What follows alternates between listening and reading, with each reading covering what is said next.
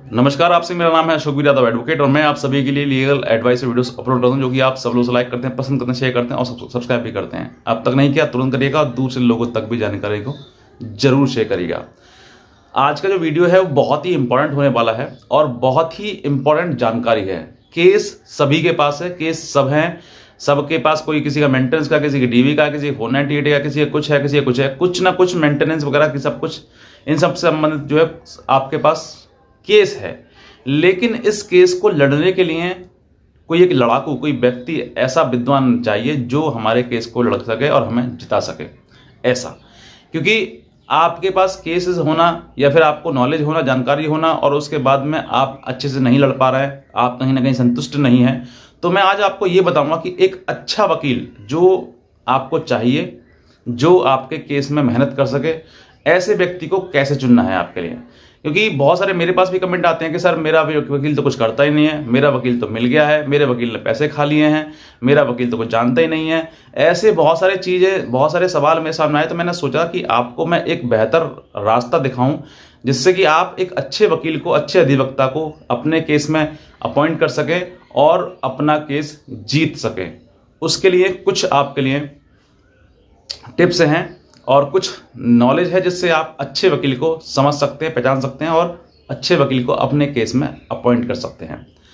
सबसे पहले बताना चाहूँगा कि जो लोग अपने वकील पर आरोप लगाते हैं या फिर चिड़चिड़ा व्यवहार रखते हैं, वो लोग अपने व्यवहार में नम्रता रखें, व्यवहारिक बने। दूसरा, आरोप किसी प्रकार का ना लगाएं कि हमारा वकील बिक गया है। ऐसे से अभी भी आरोप आते हैं कि हमारा वकील बिक गया है, वो मिल गया है दूसरे से, हमारा वकील कुछ जानता नहीं है। भाई साहब, वकील है, अधिवक्ता है, वो तो वो कुछ जानेगा। और आपका मिलने ना मिलाने वाली चीज़ें आप ये झूठे आरोप मत लगाइए, क्योंकि झूठे आरोप लगाओगे तो बेबुनियाद होंगे और अब वो आपका वकील आपसे, आपके व्यवहार से चिड़चिड़ाएगा और फिर आपके केस में कोई काम नहीं करेगा।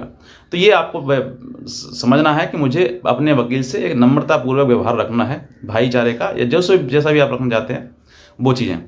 बहरहाल बात करते हैं कि एक अच्छा वकील कैसे नियुक्त कर सकते हैं आप अपने केस में।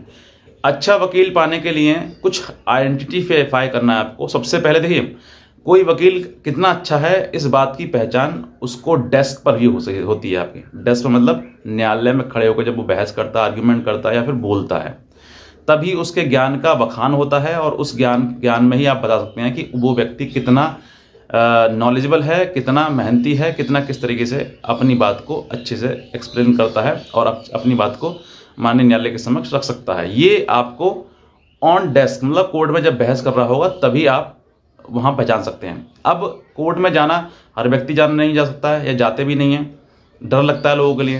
तो आपको उस समय पर आपका जो केस, जिस कोर्ट में आपकी कोर्ट में केस चल रहा है, उसमें आप प्रोसीडिंग जो हियरिंग चल रही है, क्योंकि आप ही का केस नहीं है, उसमें बहुत सारे लोगों का केस है, वहाँ पर आप जाइए, थोड़ी बहुत देर देखिए, 15-20 मिनट, आधा 1 घंटा उसको मॉनिटर करिए कि कौन वकील अच्छा बोल रहा है, कौन वकील अच्छे से बहस कर रहा है, कौन वकील अच्छे से अपनी बात कन्विंस कर पा रहा है, कौन वकील जो है अपनी बात सही से रख पा रहा है। उनमें से वहाँ पर आप देखकर खुद बता सकते हैं कि ये वकील बहुत बढ़िया होगा।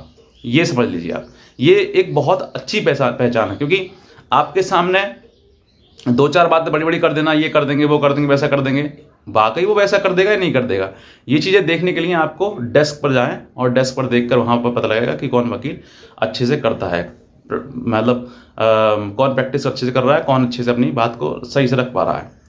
दूसरी, एक पहली पहचान हो गई। दूसरी पहचान, अगर आप मान लीजिए कोर्ट में भी नहीं जा सकते हैं, डर लग रहा है आपको या फिर कुछ और दिक्कत है या फिर आप वहाँ नहीं मॉनिटर कर पा रहे हैं, तो दूसरा, आप जैसे ही कोर्ट में घुसेंगे तो हर कोर्ट में टाइपिस्ट बैठे हुए होते हैं। उन टाइपिस्ट से आप पूछ सकते हैं कि भैया हमें अच्छा वकील की ज़रूरत है, उस वकील को बता दो कौन वकील हैं और क्या नाम है उनका।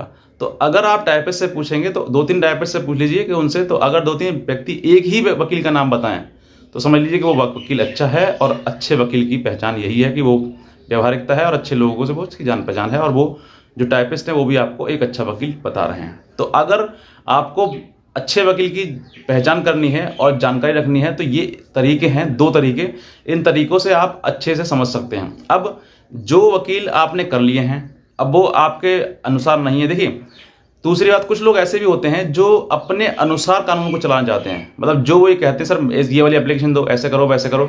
तो आप अपना दबाव, अपना बर्डन उस पर ना डालें। वकील है वो, तो वकील अपनी एप्लीकेशन, अपने बात में क्या लिखना है उसको कानूनी रूप से मालूम है। तो उसके बात भी सुने और अपनी बात भी बता सकें, अपना एक निवेदन के अनुसार सर मुझे लगता है ये भी बात आपको जोड़नी चाहिए, तो आपको वो बात कहोगे तो वो बात भी जुड़ जाएगी उसमें और उस बात के अनुसार आपका व्यवहार ही बना रहेगा। तो ये चीज़ है, कुछ लोग जबरदस्ती करते हैं कि नहीं नहीं ऐसे करो ऐसे करो, बाद में भैया प्रॉब्लम तो वकील को आएगी ना, क्योंकि प्रेजेंट आपका केस जो करना है वो किसको करना है, एक वकील को करना है। तो वो वकील ही प्रेजेंट करेगा और वो कहीं ना कहीं वो ये सोचता है कि मैं ये चीज़ लिख दूंगा तो सामने मुझे मेरी डांट ही पड़ सकती है, क्योंकि कोर्ट में वकील की भी डांट पड़ जाती है। ऐसा नहीं है कि वकील सर्वोत्तम है, सर्वोपरि है, नहीं।